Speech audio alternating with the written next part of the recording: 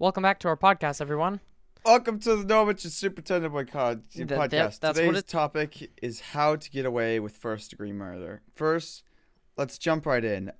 So you killed a man. Wait, It's okay. Tendo, we can't start with that. We need to start follow-up first, and then we can get on to murdering people. Sorry, yeah, follow up. You're right. Yeah, I okay. forgot.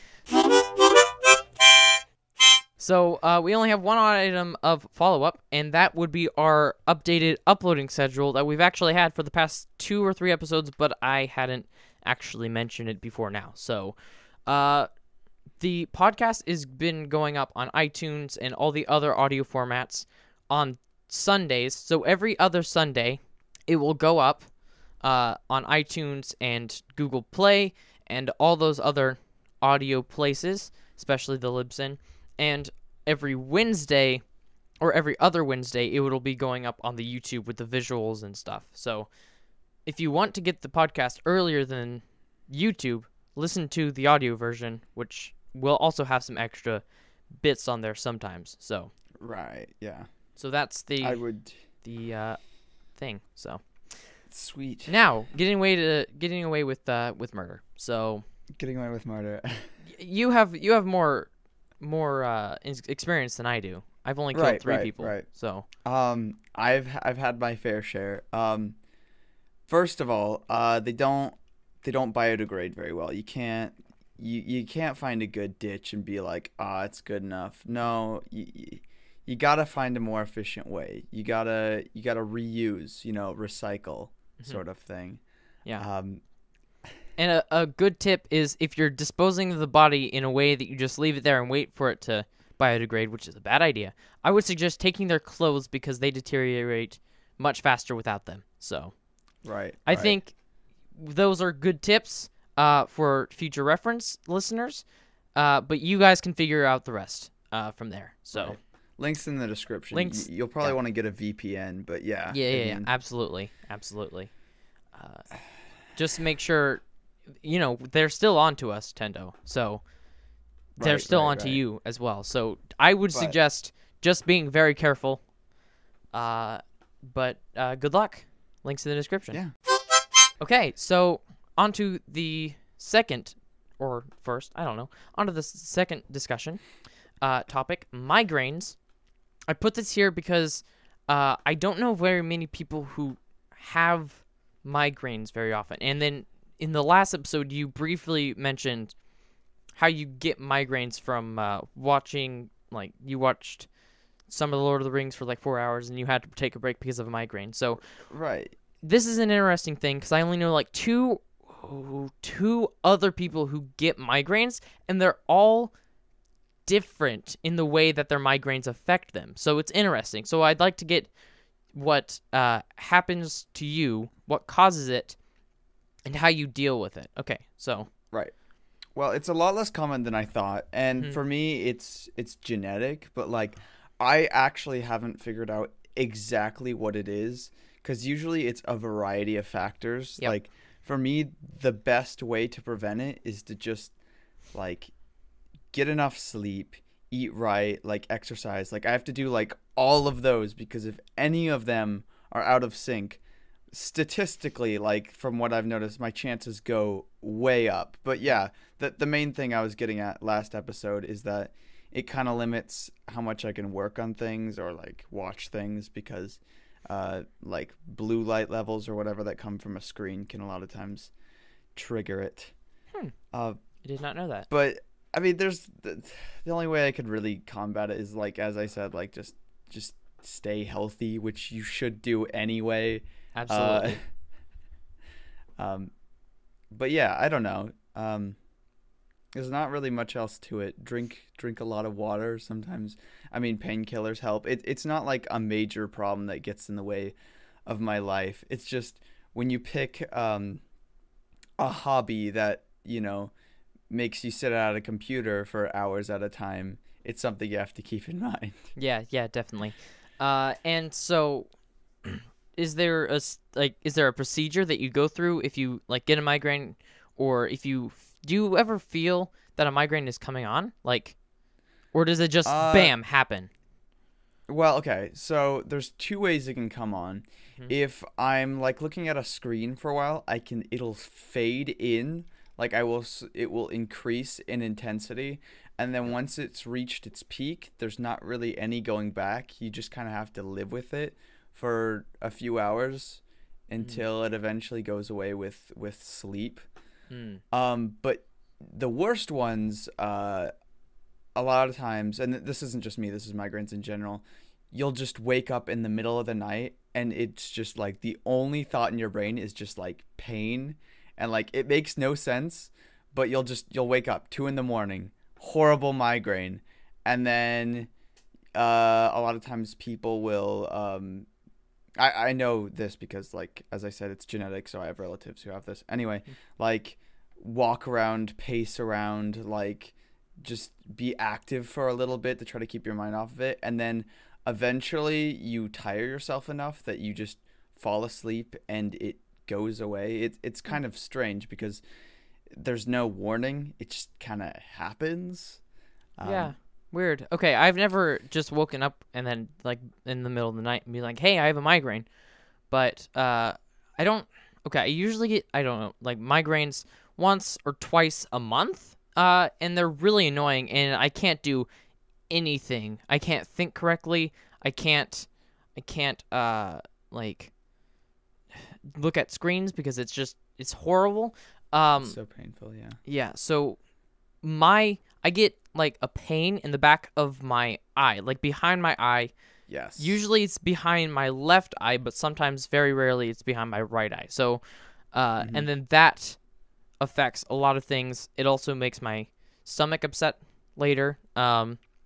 Is there any, like, where is the pain when you get migraines? Because I know people who have it on both sides, just directly in the middle. I have it like in the front, in the back, in like left, right. I know two other people, and they get them in completely different places than I do.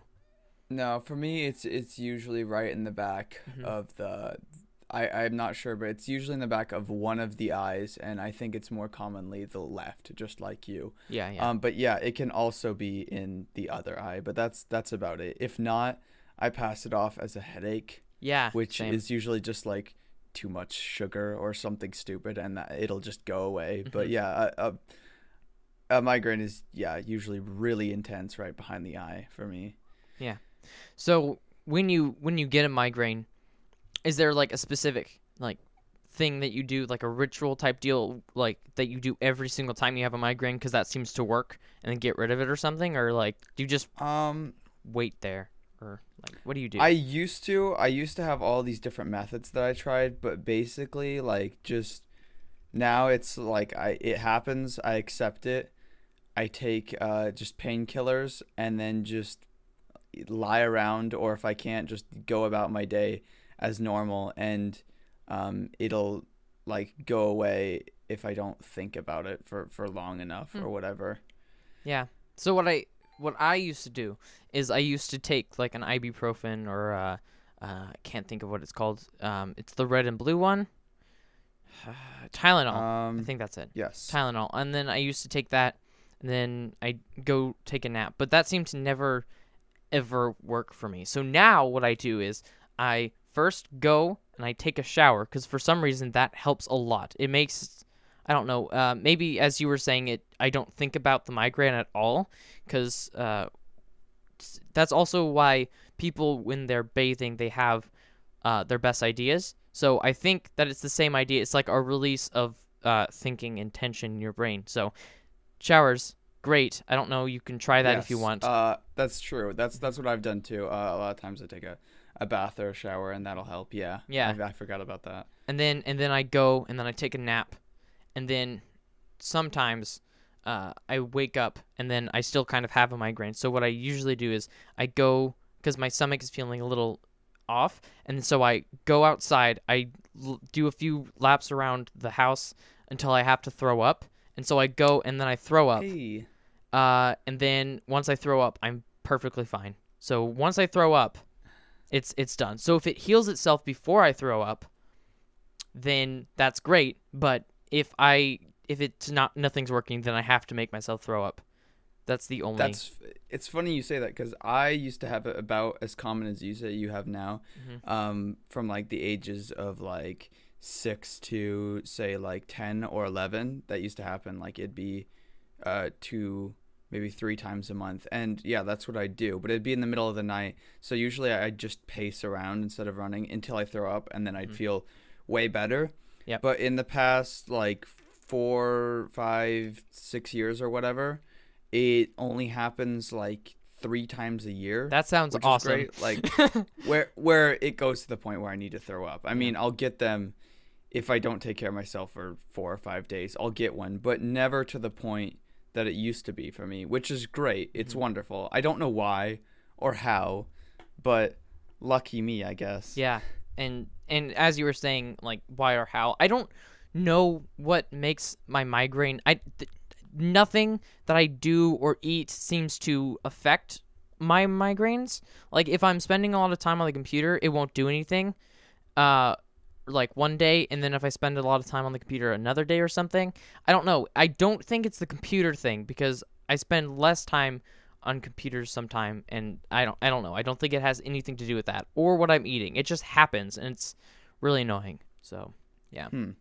I would agree. I would say it's probably a lot more random than I'm letting it on to be. Yeah. And yeah, I'm guessing you're probably more right. Like the way you think yours works is probably more how mine works. It's quite random. Are you like professionally diagnosed with migraines or something, or like no? You just no, get them? I don't know, but probably not. I just get them. Yeah. And I hate them, and I don't know. When they first started happening, it wasn't like a normal migraine, so we went in and got checked, and I've been officially diagnosed with quote unquote cluster headaches, and not like migraines, but I call them migraines because cluster headache is a type of migraine. So strange. That might be what I have also. I don't know. It's horrible and very painful. But I know a friend of mine, she gets migraines, and she sometimes like she can't see, everything's blurry. Like and other times she just can't think like at all. She loses basically all cognitive function. But only for like short bursts, so she just has to like sit there and wait for it to go to like fade. So it's kind of that I'm glad I don't have, but it's essentially the like in the same way that I can't do anything. I'm completely useless. I lose a lot of cognitive function when I have a migraine. So listener, if you have a migraine, comment down below. I don't know. It's interesting because I thought that a lot more people get them than they actually do. So when I hear that people get migraines, I'm like, what? Bro, same. So, yeah. Because a lot of people don't understand what it's like because they get headaches, but headaches are very often like externally induced. So, right. Yeah. So migraines, they suck. We've established that. So, yeah. This is a topic that I wanted to talk about for actually, like I had thought of it a long time ago, but I just recently thought of it again, and now I've been kind of excited to talk about this, and that's music. So our opinion of music, which I guess we've established briefly in the episode where, like last episode when we talked about music in videos and stuff, but like our favorite genres, artists, albums, and all that. So let's start with you, Tendo.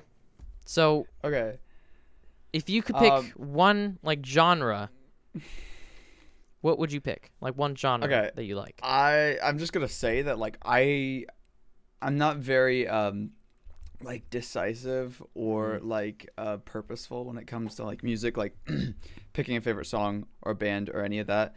But just recently, I kind of decided that I probably should, and I looked through like the master list of all my favorite songs, and the only trend I could find was I really like hard dance music. Music? It doesn't need to be good or have like proper structure, so like, or like EDM. Anything, just like really intense dance music, like rave music. It is, yeah. I think EDM stands for electronic dance music, if I'm Yeah, not mistaken. EDM. Sure. It is my drug. Like I Wow, don't get sick of it. that's interesting. I don't know. I wouldn't think that you would like that. It's also very juvenile. Yeah, cuz there's more sophisticated music that I appreciate for other reasons, but like bare bones, I love EDM. Like Huh. Yeah, I just Googled it, and it's electronic dance music, so ooh. that's funny.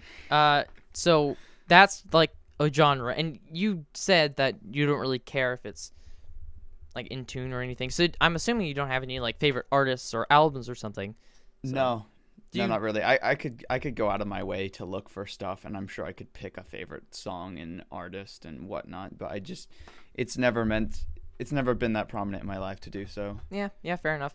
Do you just like listen to it on Spotify or like, and then just let it play or like YouTube? No, or... I don't have any music provider. I'm very random and sporadic about my music. I usually find all of my music via creators on YouTube, and then I might follow them onto SoundCloud or Spotify or something else.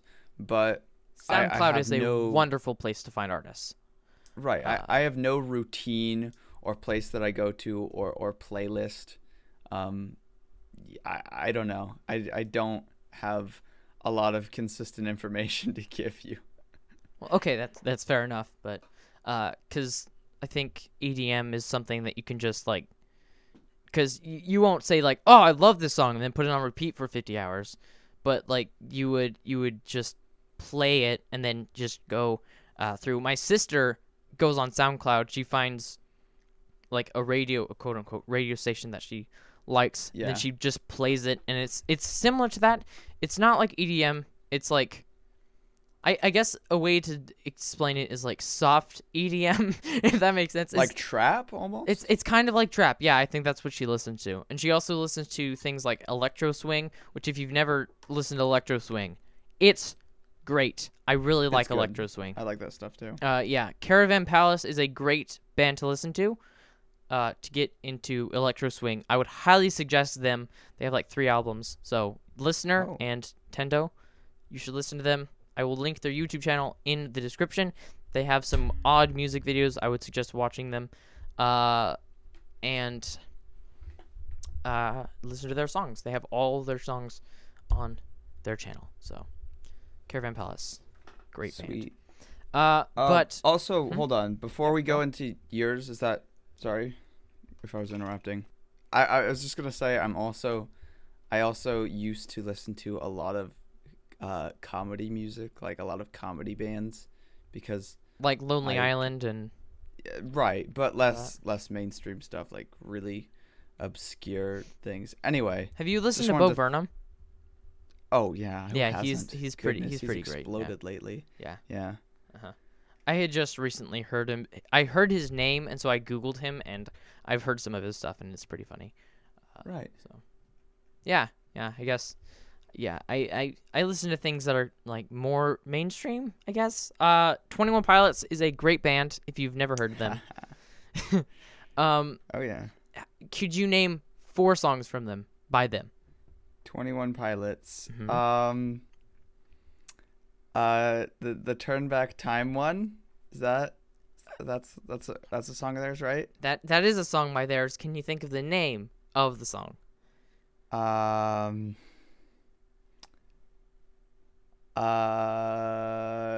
don't know. Good old days. No, I know that's not it. I know I've heard the name. It's called Stressed Out. What you'd expect. Stressed Out. Yeah, and that's the song that's gone super mainstream. That and Ride, and the song on the Suicide Squad album, the Heathens. Have you heard of that song? Yes, Heathens. Yeah. You could name any of their top 5 songs, and I'd probably be like, oh yeah, I know them. Yeah, I know that song. Those are their like top 3 because those are the only ones being played on the radio. Unfortunately, because those aren't my favorite. Honestly, my favorite albums are the albums that will never ever be played on the radio because they are not under the same licensing things. So. Oh, I see. Pretty unfortunate. I don't know. 21 Pilots is definitely my favorite band. I think if I had to limit my taste in music, to one genre, it would either be like alternative or indie rock.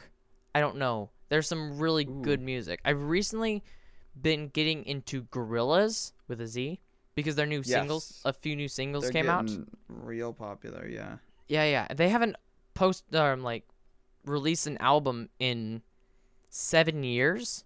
So I just recently started listening to them again, and I'm really loving it. Gorillaz is a good band too, and I don't know if you knew this, Tendo, but did you know that Gorillaz is a completely animated band? No, I didn't know that. Yep, it's a pretty cool thing because there's quote unquote 4 members of the band, and those are all 4 animated characters made up by the creator of the band. So I think that's pretty interesting. There's been some other virtual bands, but I think they're like the most mainstream ones. So I know a few, yeah.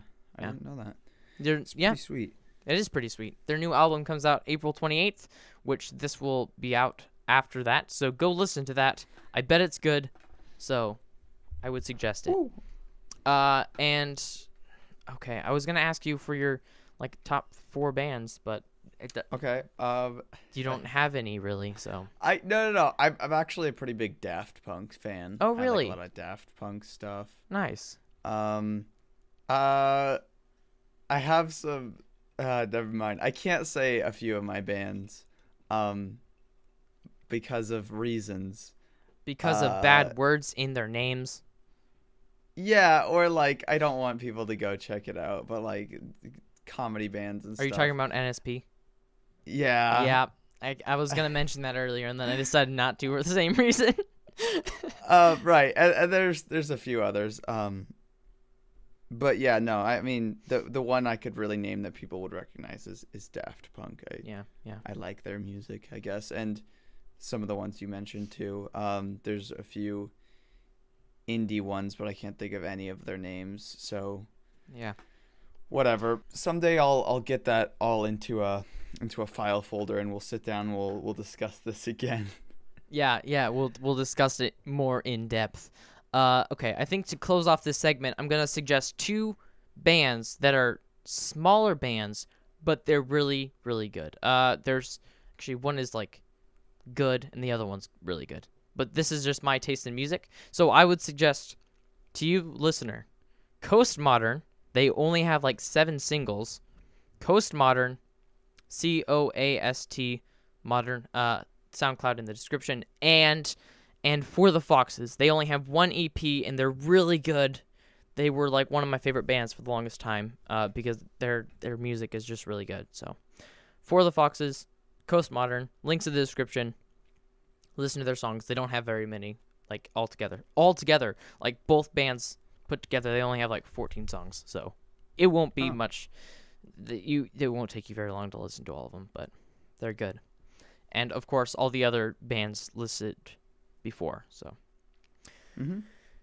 music. I think that. Oh, okay. Actually, we're not gonna end this segment quite yet because I was gonna say there's some other stuff I want to talk about. Okay, yeah. So yeah, go listen to those bands. Also, listen to Cage the Elephant. I'm not gonna tell you anything about them. Okay, Tendo, what did you want to say?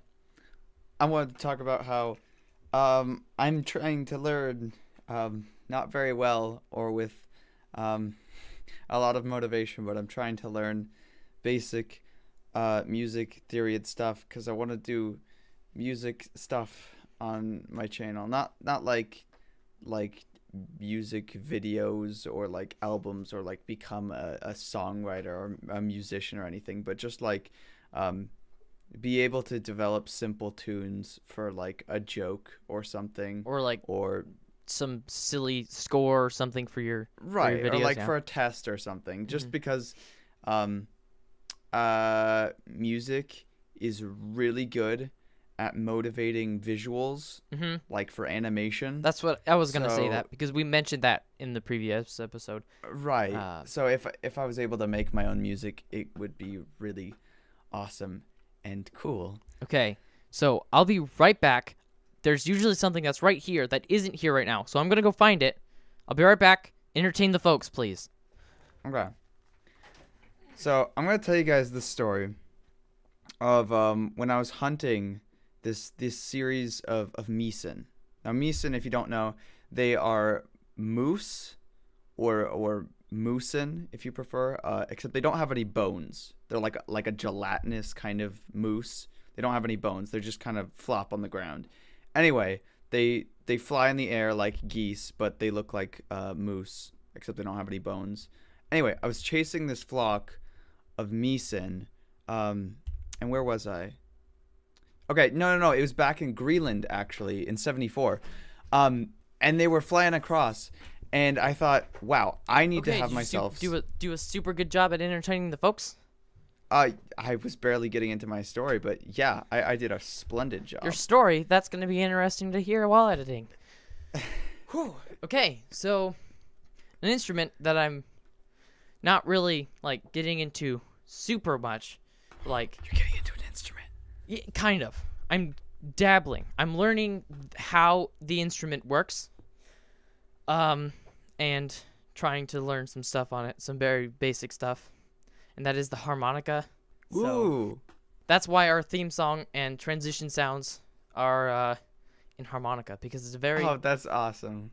It is a very simple instrument to learn. So, and a lot of it is mainly just like making it up because it's interesting. There's one thing that I learned, that if you go like and it goes, so you can do cool things like that. So harmonicas, they're great. That sounds really awesome. It does? That I was gonna ask you, yeah, about how you made like the music and stuff for the intro and transitions or whatever, but that makes sense and that's super cool. I played a harmonica, and that's how. So. Yeah. The main reason I picked it up is because we read The Grapes of Wrath for language arts or English, depending on where you want to go. And there's some passages that talk about like the significance of a harmonica and how like any man can just buy a harmonica for like 25 cents or something. So I was like, harmonicas? Harmonicas are cool. I have like 2. So I got it out and started playing it. So harmonicas, I would highly suggest trying one out.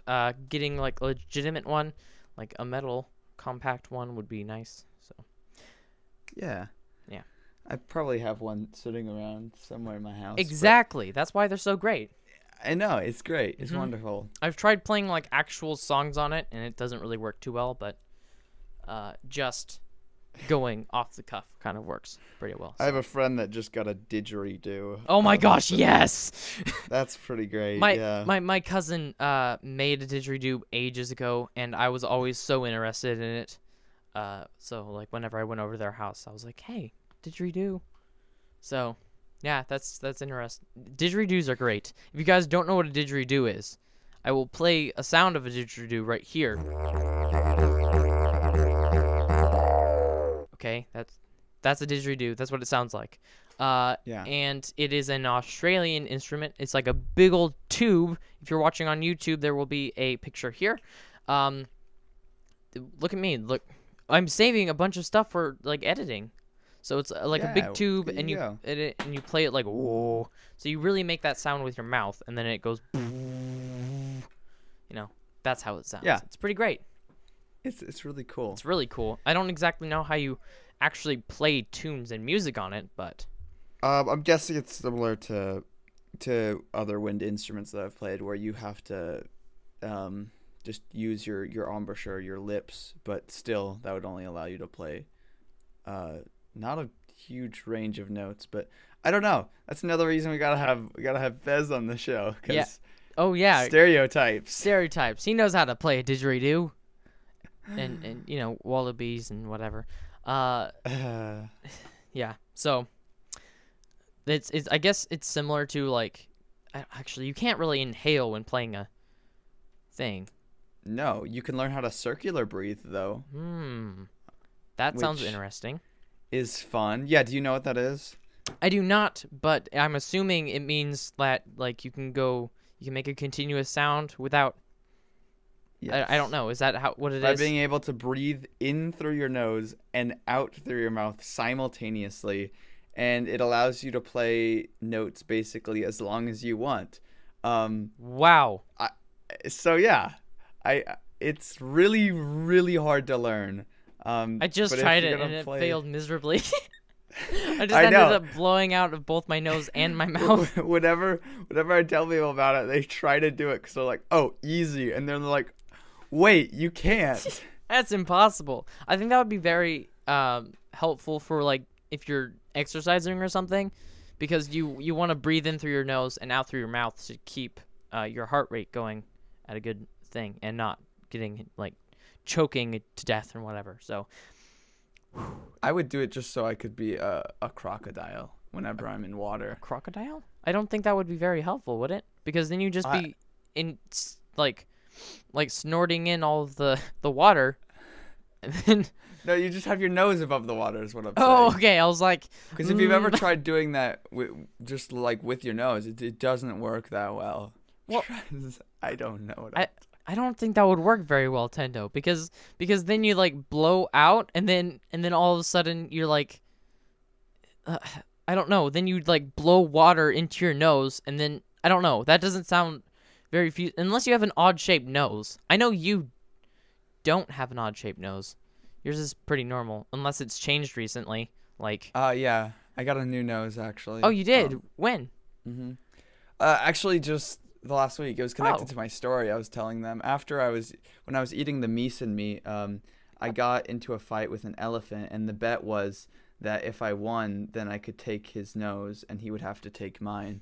And I won using the strength of the meat. So I kind of have a trunk now. It's pretty helpful. Wow, it's pretty great actually. Uh-huh. You can drink through a straw without actually having a straw. Yeah, my nose is a straw. Well, I had to trim it because it was a little too long. So Understandable. I'm more like a tapir, if you know what I mean. Like not as short as a pig snout, but like still a bit trunk-like. So it doesn't. It basically loses all function as a trunk. Basically what you're No, saying. no. Oh, okay, I okay. look like An I look anteater. like the guy that sells Anakin parts from the Phantom Menace. Oh yeah, I know what you're talking about. Yeah. Yeah, Yeah. okay. I was thinking I'm getting this image of like an anteater with their big, long snout type deals. But yeah, I guess the blue guy, Greedo? No, that's not his name. I forget his name. But... Nobody should know his name because he shouldn't exist. Right. So I guess that's fine. Yeah. So, you touched on it like just a few minutes ago about how music is a good thing to like drive animation, whatever. Music is very, very important. Like, I didn't realize how important music and sound effects were until I added them to my videos, and then they changed everything. It changes the entire feel of it. Right. And if you have a good score or a good piece of music, it really adds so much. And so that's why having iconic tunes like the Harry Potter theme song or like the Praise John Williams. Hmm? Praise John Williams. oh yeah, all hail. So having this, I think what makes Star Wars so great is the score. It is very good, honestly. So, music is important. And so you said Right. you were been studying music theory and such. So, what would you make the music with if you aren't learning an instrument? Or do you know any instruments now? Or like I know how to play the trombone, just for like school related stuff. yeah, I've seen pictures of you in like the marching band thing, so. Right. And I mean, even just being in that, I've learned a lot about music. I've started singing in the last year, which I used to be awful at, and I'm not great, but getting better. And I'm learning the tuba here soon. What I really want to do though is I want to learn. It's really ambitious, but I want to learn a bit of piano. Yeah, I because wanted to do have- that 2 years ago, and then I gave up because I was like, It's really hard, but I Yeah. got a keyboard at my house that hooks directly into my computer. yeah, so do we. Um, We also have that. So that would be like really helpful because I don't know if I've told you, but I've tried making music in like using software. Like GarageBand but and I that have- stuff. Right. I have so little information. Like I know so little about it. I can't create anything from scratch in it. I mean, I know with a lot of them you can just use loops, but you can't make anything original with that, you know. You're just reusing other people's stuff, in my opinion. Yeah. So those are all the instruments that you have played. So just the trombone for school things. You haven't had any experience with any other things? Okay. Oh, hey. Hey is for played horses. the recorder. Oh my gosh. I played the recorder. When was that? Here. I'm going to play a bit for you right now. Hold on. Oh man, this is a pretty musical episode. Okay. Let's see if I remember any of this. I think it's been a good, let's see, let me calculate here. 7 years? Okay. Wow, that's a long time. So, no, I still know everything.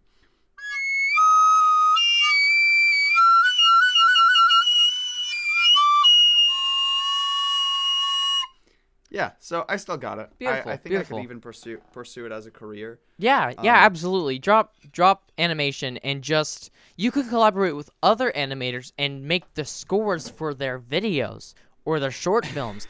Bro, okay. Tendo, I have this business proposition.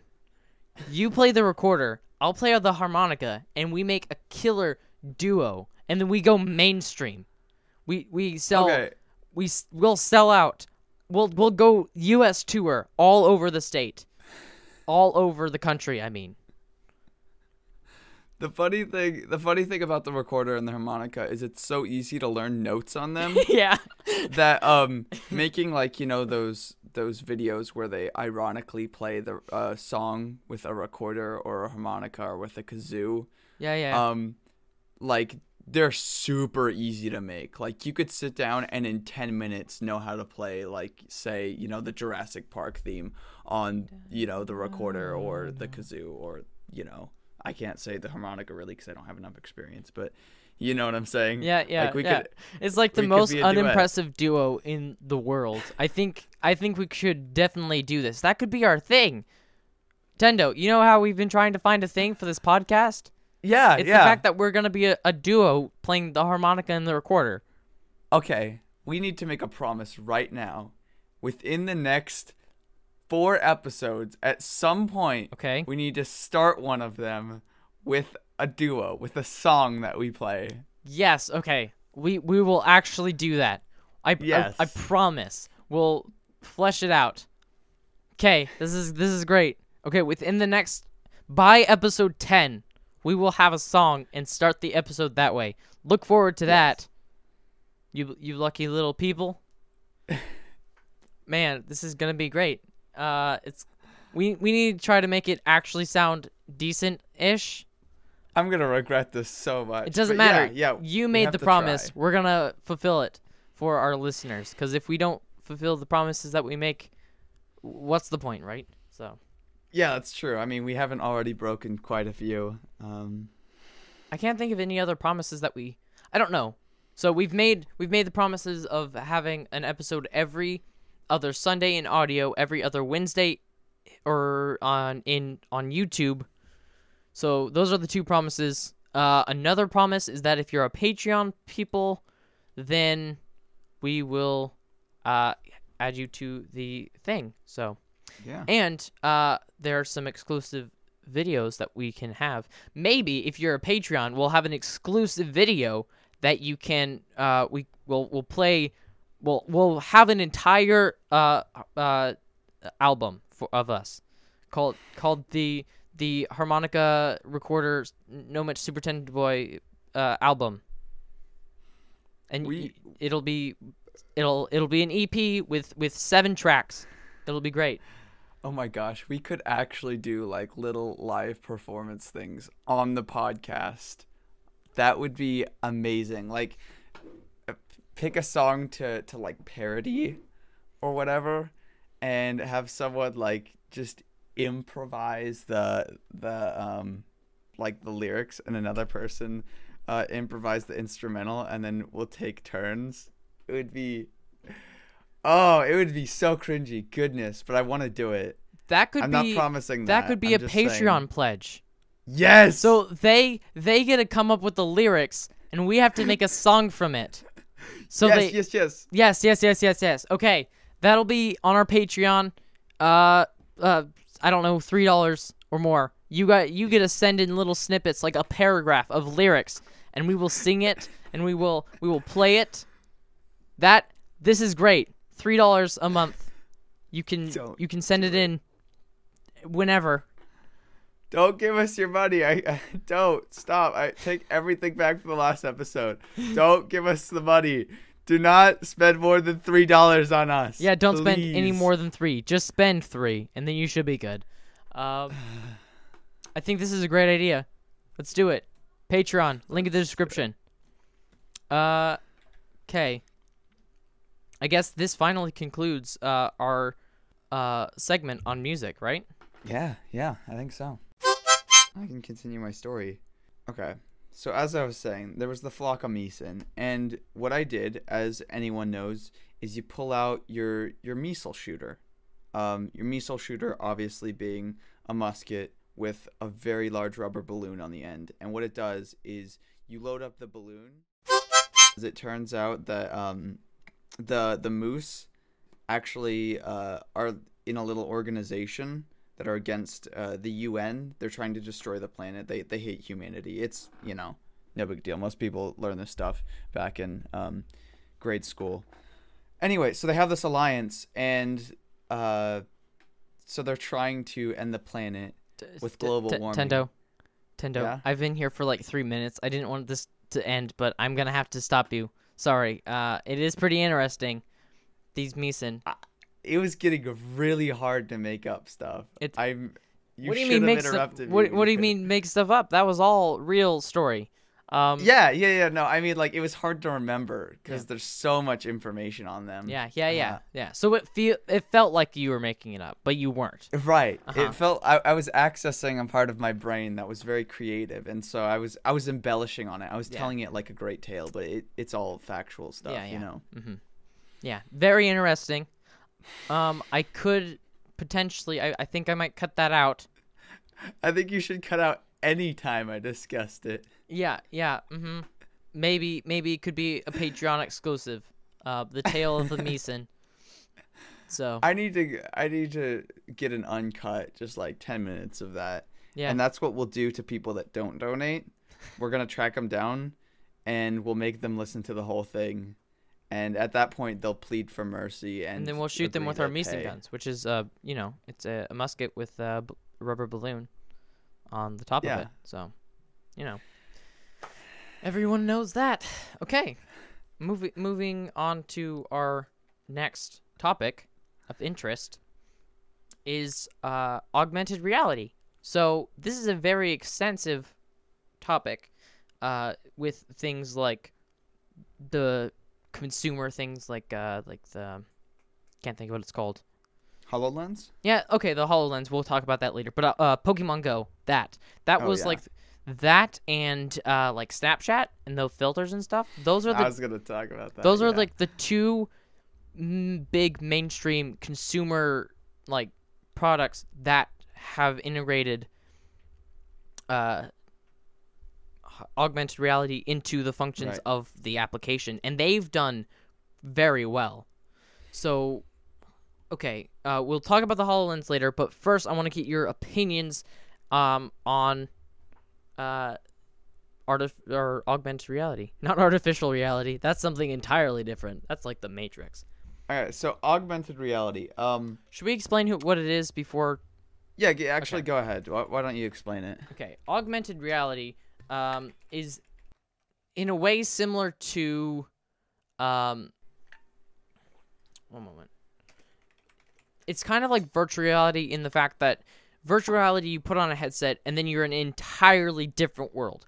Augmented reality is quote from Google when I said define augmented reality, a technology that superimposes a computer-generated image on the user's view of the real world, thus providing a composite view.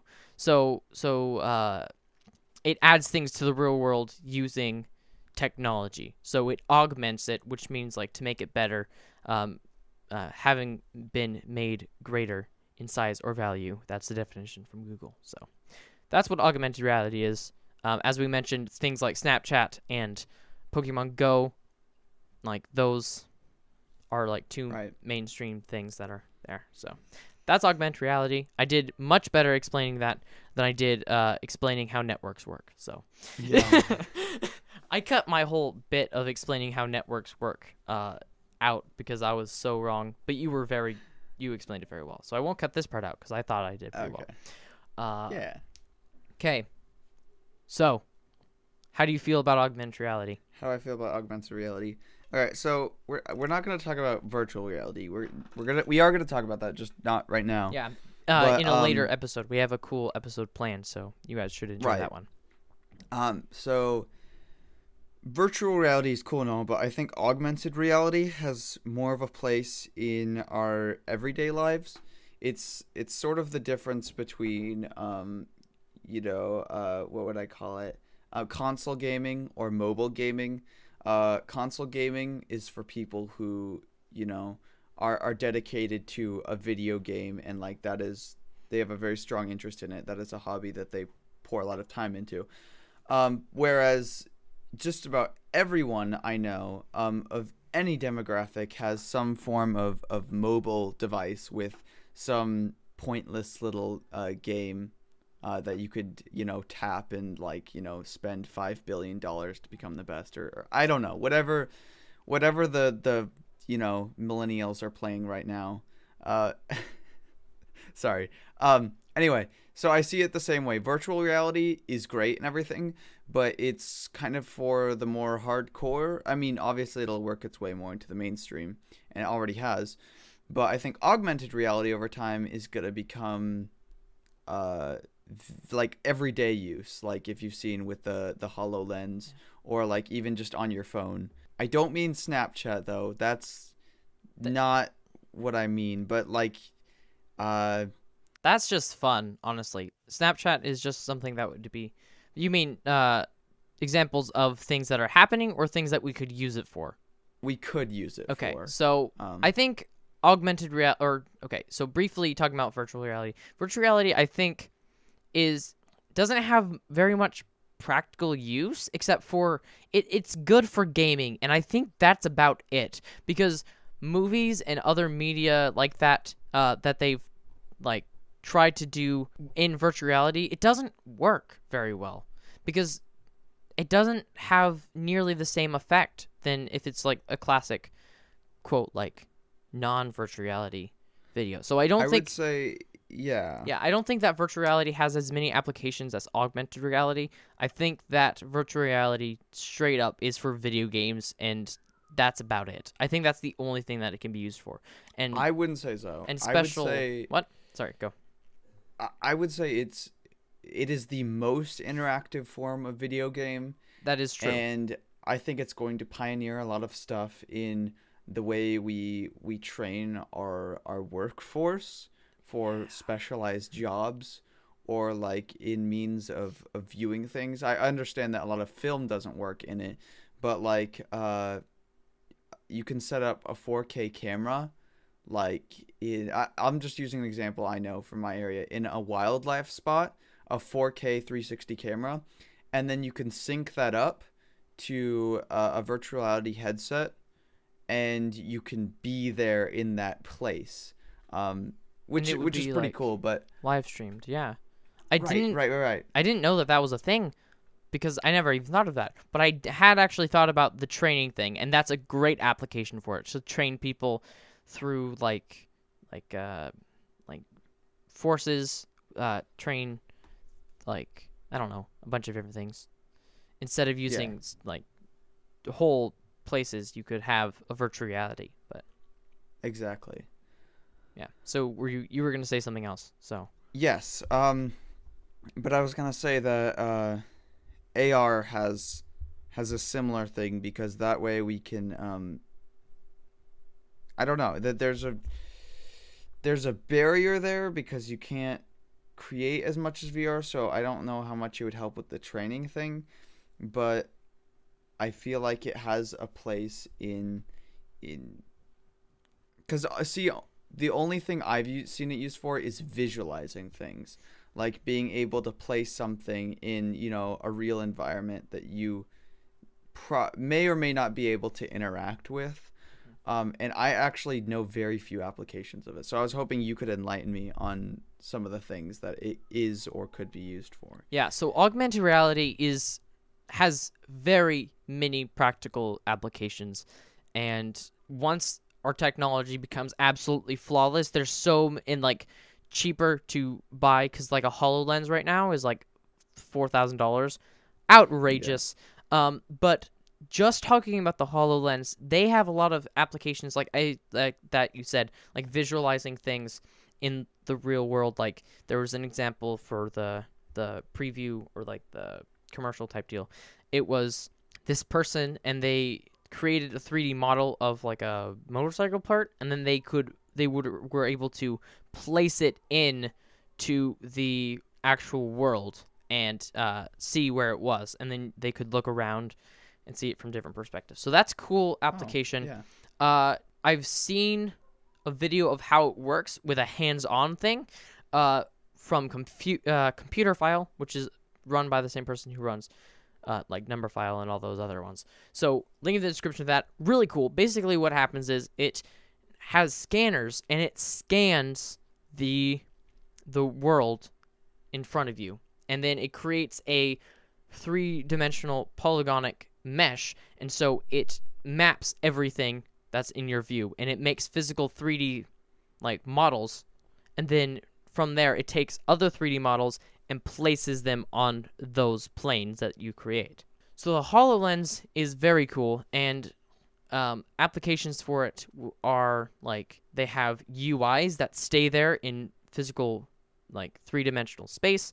They have eventually they'll have like a GPS system, so it will always be there, and then it'll just recalibrate the room and then place it where it's supposed to be based on the GPS. And it's really cool because you use like hand triggers and stuff.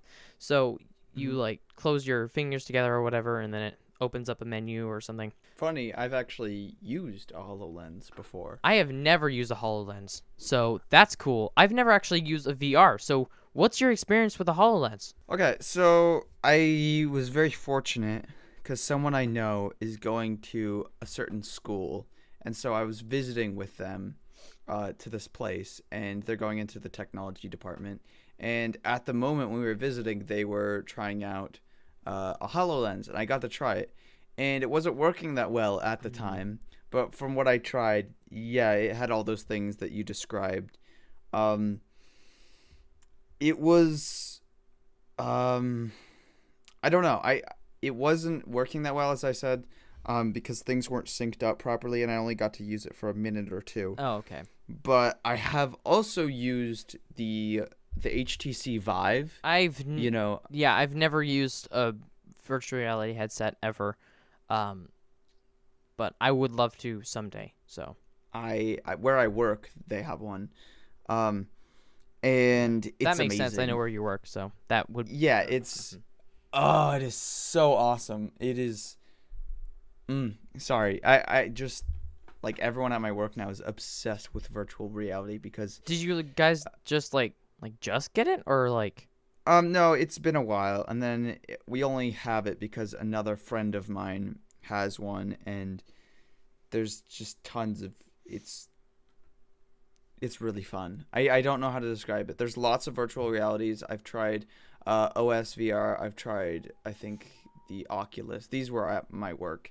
But then I went to, this friend or whatever, and we eventually got one for my work, the HTC Vive, and it is splendid. It is a blast to use and just play with.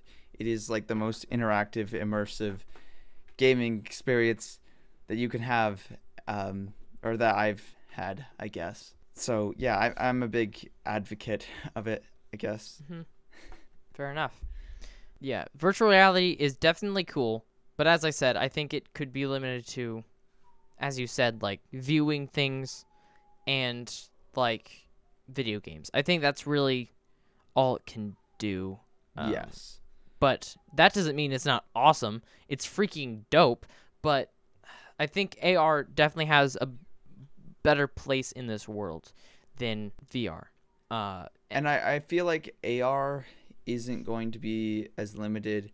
Sorry to butt in, but like VR is limited by the technology and like the money. Like how many pixels can you make on the screen? How well can you render this stuff or whatever? But How with fast AR, can you render it?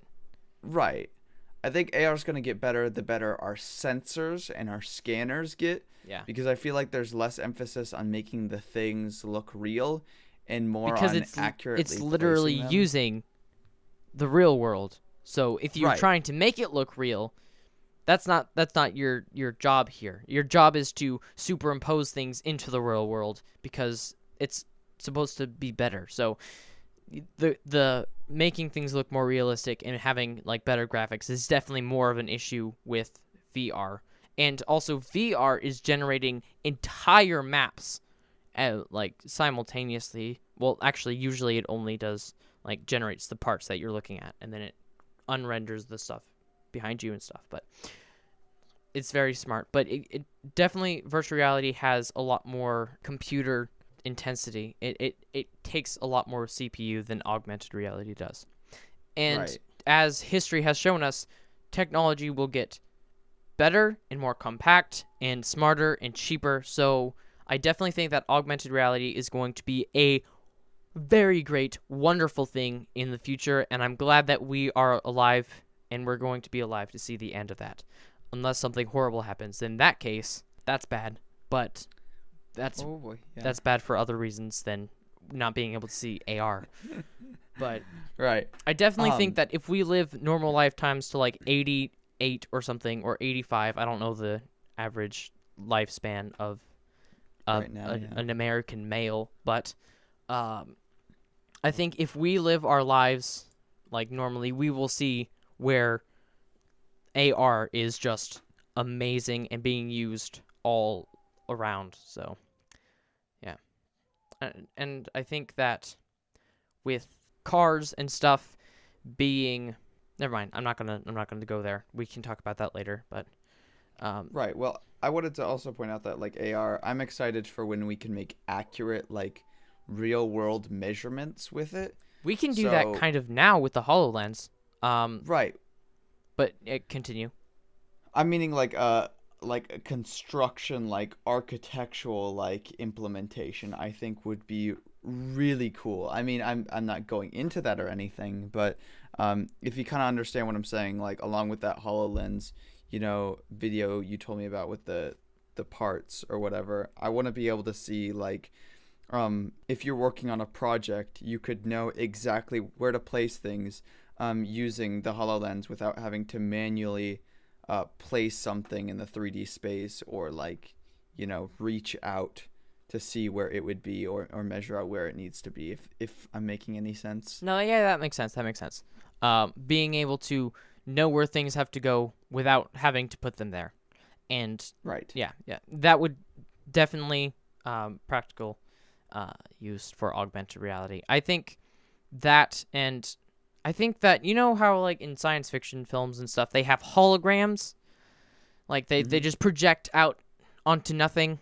Yeah, I don't think that is ever really gonna be a reality, because holograms have to project onto something in order to be there.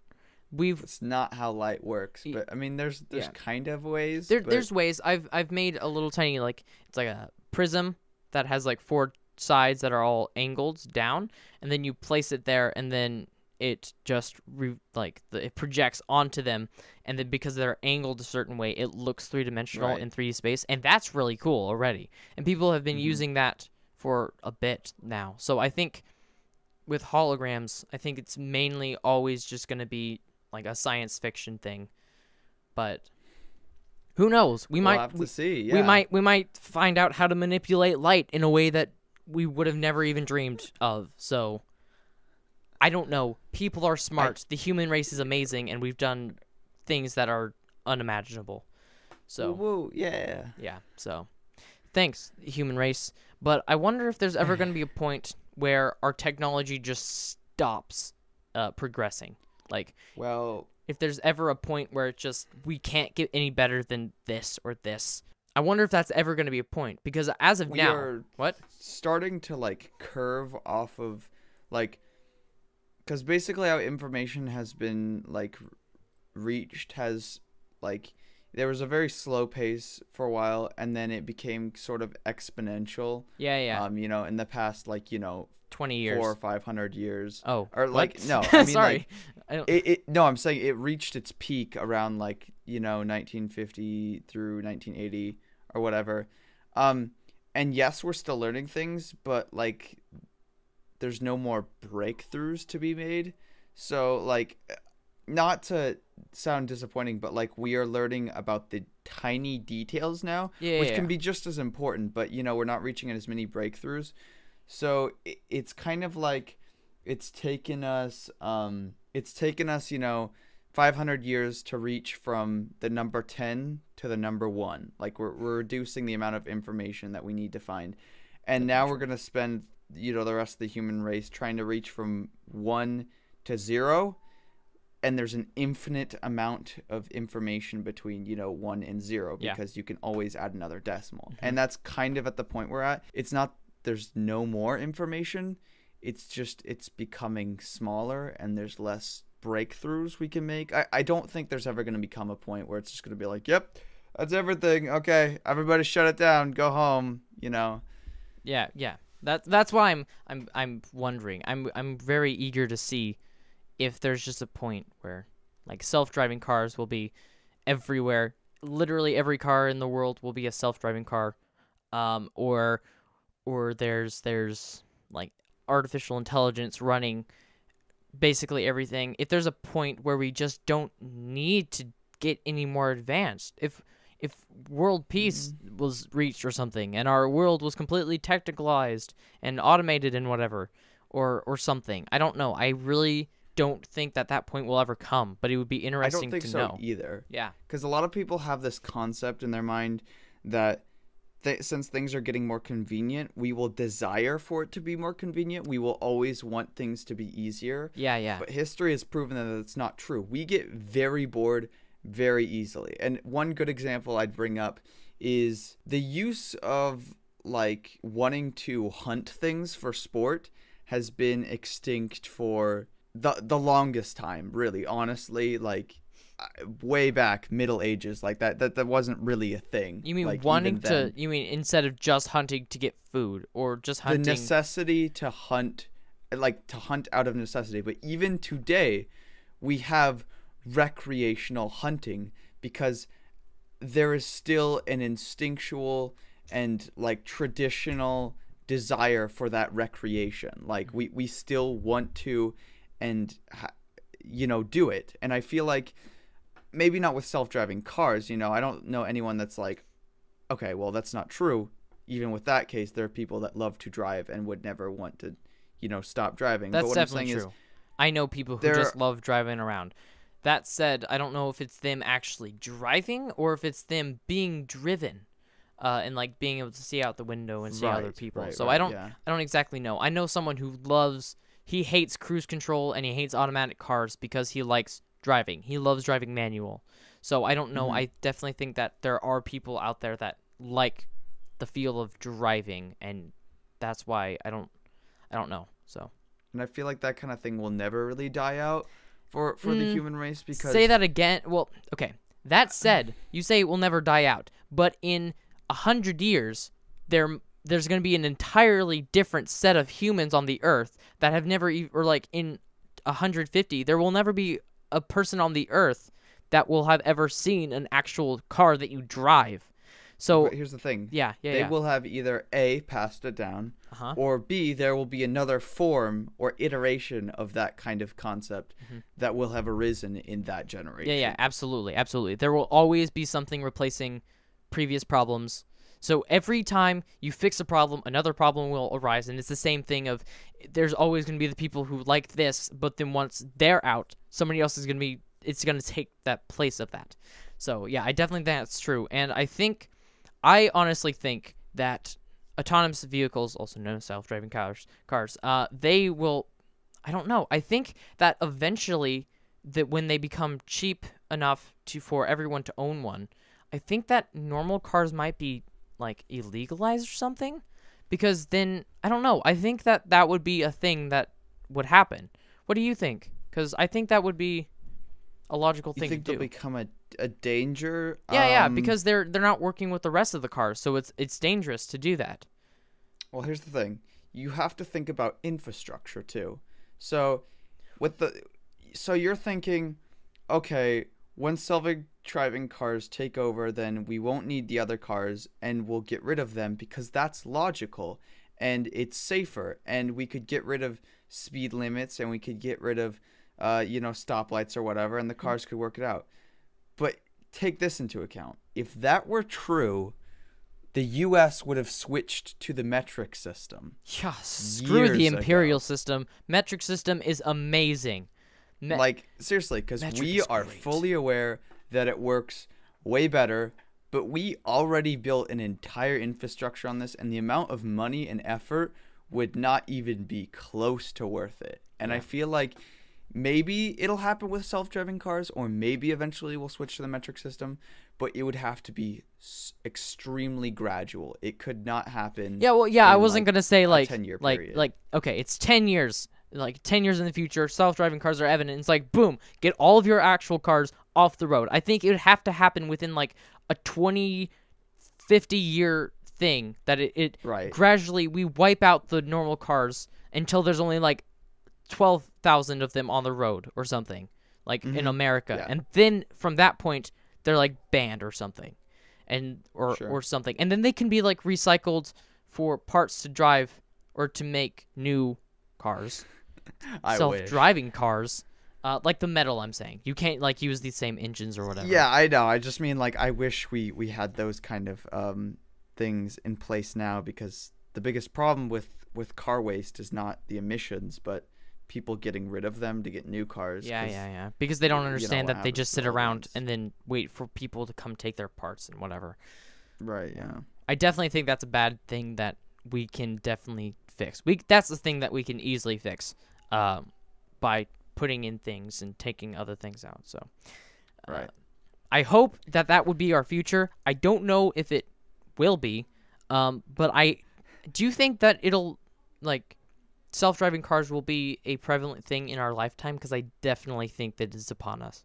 Because there's already I think self-driving so. cars like being tested in cities right now. So. I think within our lifetime they won't become the major form of transportation, but everyone will know about them and everyone will know someone that has one. I will say that I think that will happen in our lifetime. And that said, do you think that within our lifetime, do you think that self-driving cars will be like exactly the same price or cheaper as a normal car, like a Toyota Avalon or something?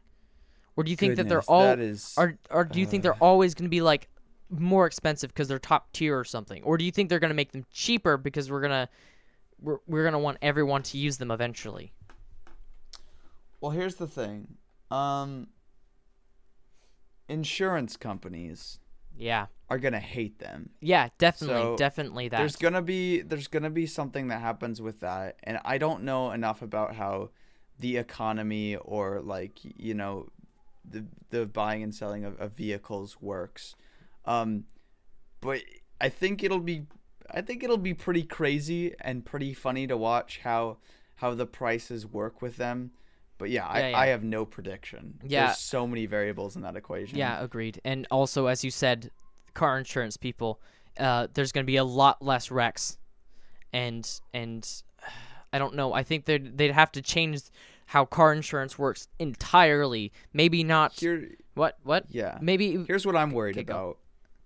about. Yeah, sorry. I'm worried about insurance companies creating fake propaganda and news about like self-driving cars, getting into wrecks. Oh, that's and absolutely, making- absolutely going to be a thing. because America has a huge history of having companies that are threatened to become obsolete or their prices are to drop. so they create fake ad campaigns, and they're usually successful. So I'm a little afraid that that kind of thing will happen, and then the everyday person will be like, "Oh no, why would you get a self-driving car?" You know what they say. They're extremely dangerous. You get in a wreck in them first year you have them. It's awful. I'm genuinely worried that that could happen. That's happening now. There's numerous reports, like news reports saying like, oh, first human died in a car. That happened like, I don't know, that was like half a year ago, but still that's happening now. People are trying to find any reason to hate this thing, even though it makes life better in the long run. Because how many people die every day in a car, do you think, from normal driving cars? It's insane. It's number one cause of death in most first world countries. Yes, absolutely, because driving is dangerous. But we've only have one casualty of the very many, like multiple different places around the world, thousands of tests. One person has died, and people are freaking out about that. It is a very, very tiny number. That is a very tiny number. So I think that people just try to find a reason to hate things, and they find a reason not to change, because change is scary, and when you change something completely like that, you don't know where it's going to end up going. So I definitely think that is a concern that many people have. But that said, there's also that concern when, the first iPhone came out. It's like, why would I need an iPhone? iPhones are useless. We have our normal phones, like our cell phones that like they just call people and we can text just fine. Then before that, we're saying, why would we need a phone with us? We have it at our house. Why would we want a reason to have it out? And then before that, it's like, we have telegrams. We don't need anything more.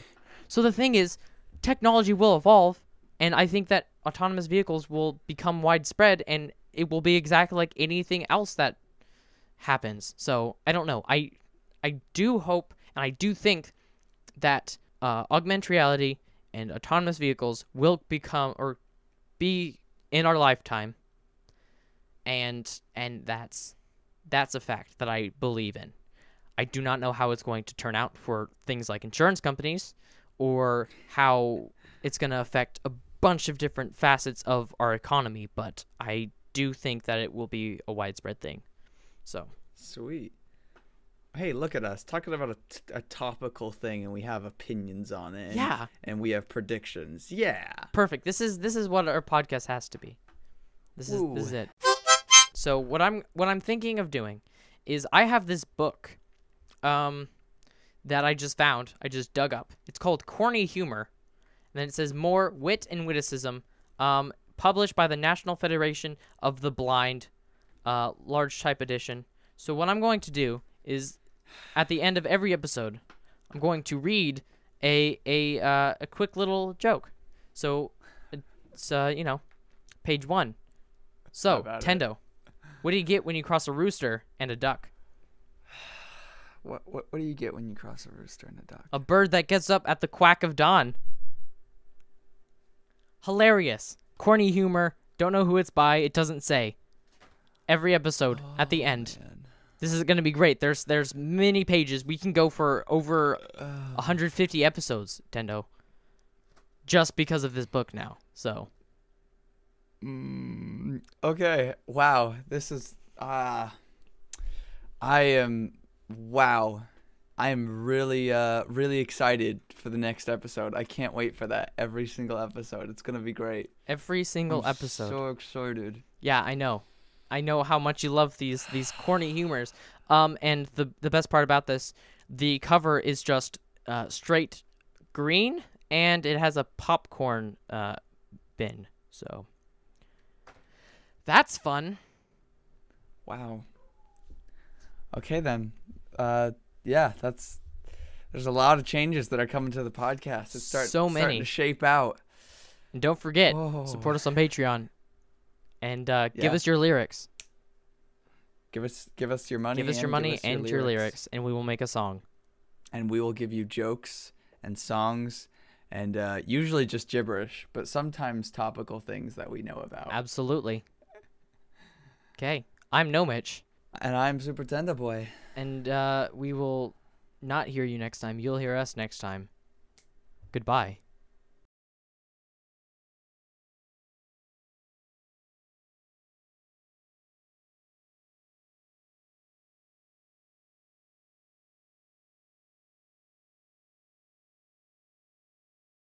That was a very good podcast. I'm proud of ourselves.